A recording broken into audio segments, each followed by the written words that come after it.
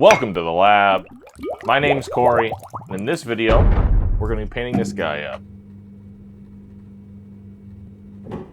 This guy is a model from Legend of Signum Games. They're a company that I found a while ago, and now it's actually been doing sponsors on YouTube, which is cool. I'm not sponsored, but they've been doing sponsors.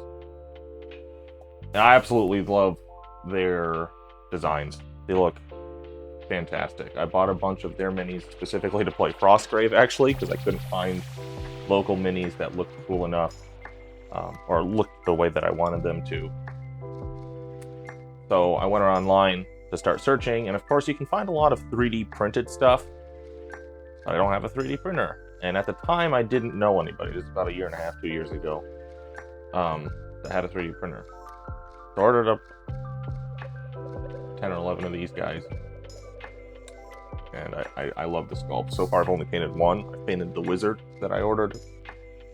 And in this video, I'm painting this guy up because he's already painted now. But my goal in this video was to constrain myself time-wise.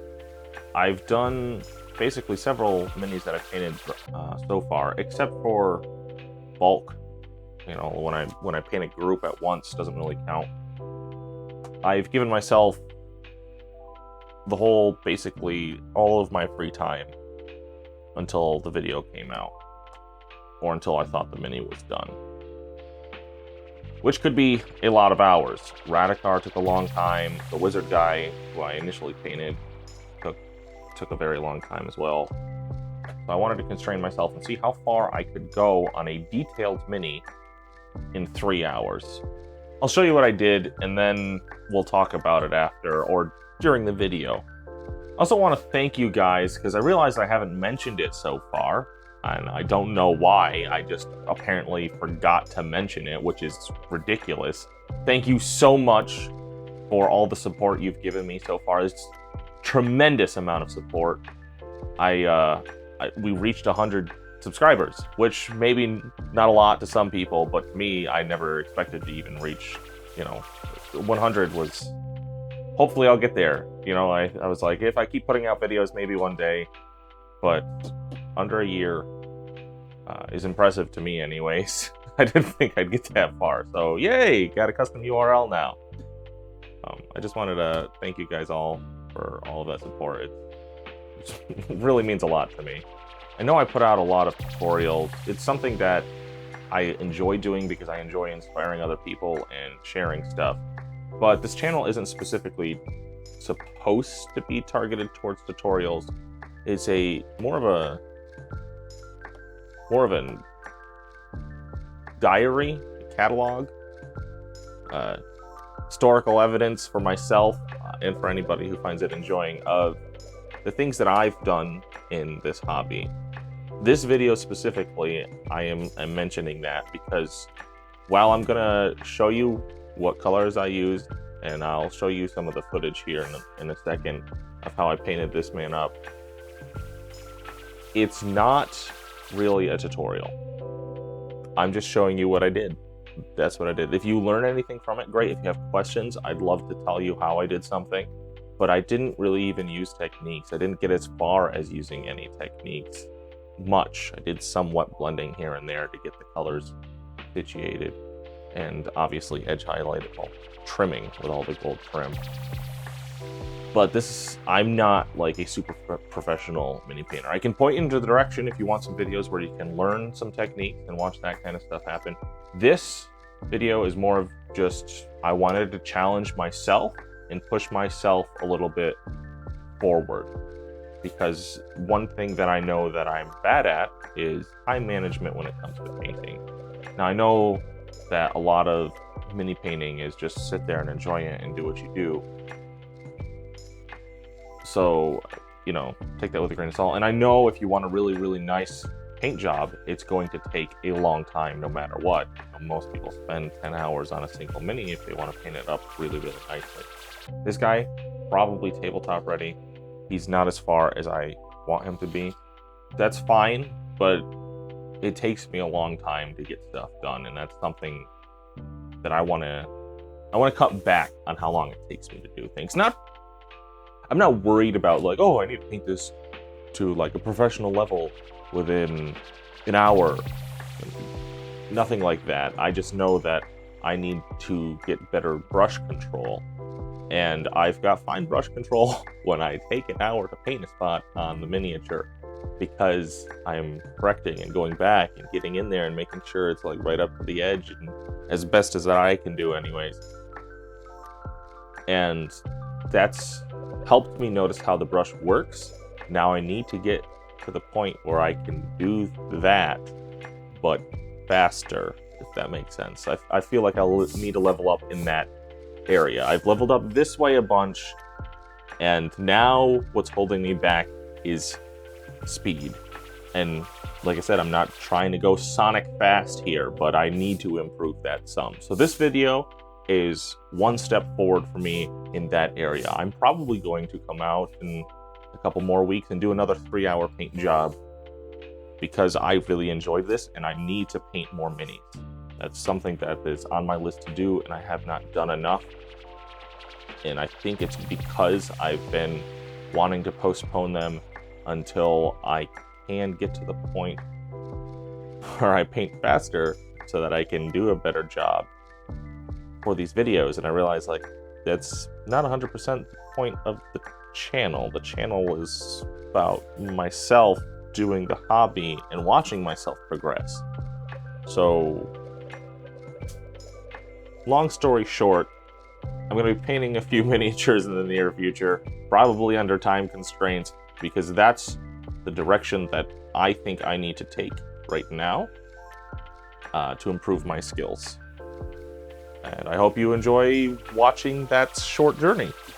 Anyways, let's get into how I painted this guy, and I'll share with you the process that I took and my thoughts as I was painting this guy up. Yeah. Okay. The first thing I obviously did was paint the flesh.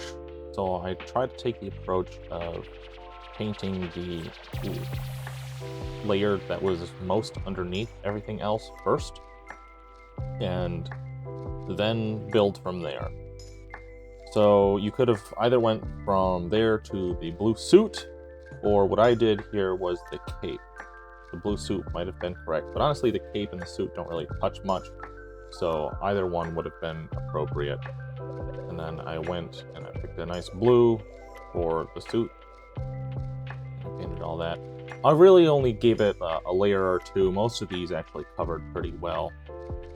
And I'm not showing you the colors, but I then took a darker blue and a darker red and painted them in the shadows and wet blended them together.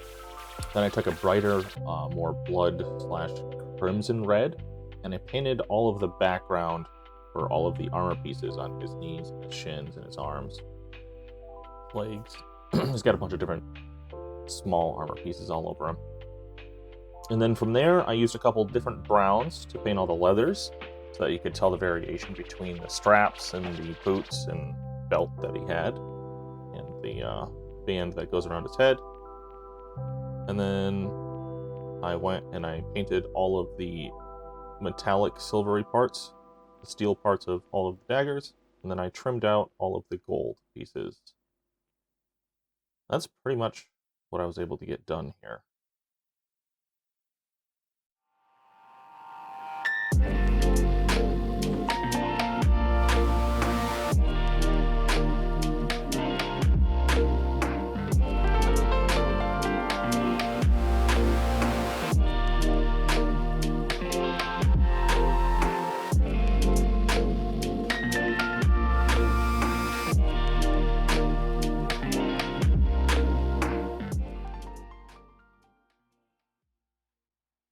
So that's how I got it done. I cut a lot of that footage down. I guess I didn't need to record the whole time, but I recorded pretty much the whole 3 hours. I think I stopped at one point because I was just mixing paint. I was like, this is a waste of footage. I know I'm going to cut this out anyways. So I, opening up some of these bottles that I had never used before. Like this, specifically this blue, I apparently have never opened before. Got all these paints here. That's another thing of why I want to paint more minis. Got all these paints here. I ordered them. I love all of these colors. I want to use them. So sue me. So yeah, this guy, this little Superman color schemed guy. I specifically stuck to the color scheme that was on this card. And while I'm not playing this Legend of Signum game, I don't know how it's played or anything. All their minis come with these cards because they're minis for a specific game, even though I'm not using him for that game. That was just one thing I wanted to cut out. I didn't want to waste time thinking about colors. Got the colors planned out beforehand.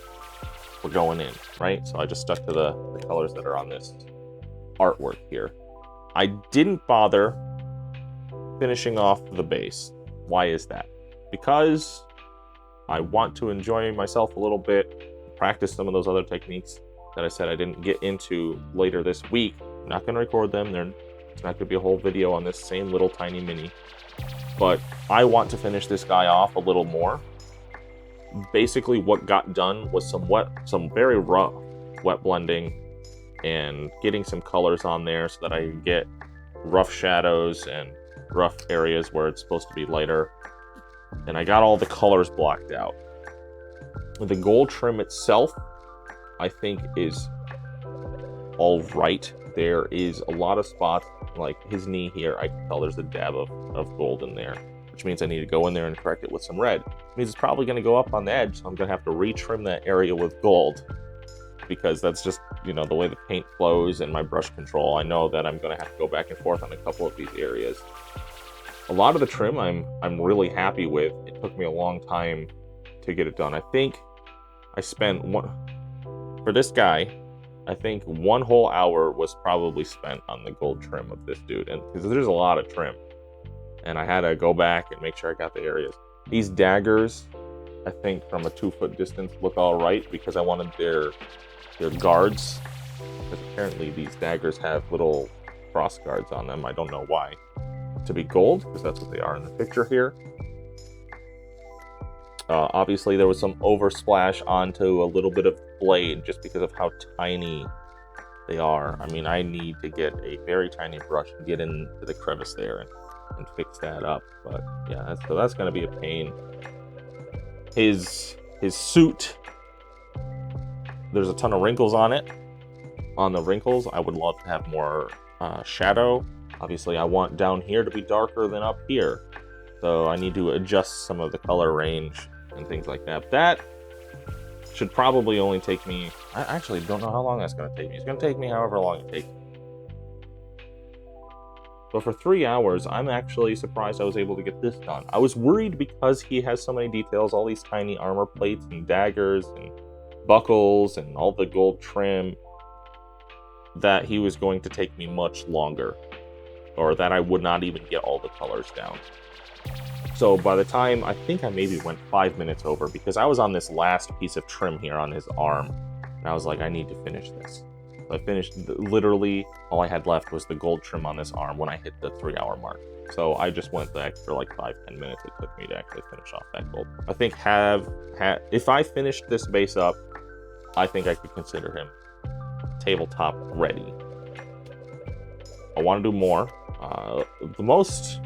If I wanted to take it the quick route, which I may do depending on how much time I have, because I only got a couple, I only have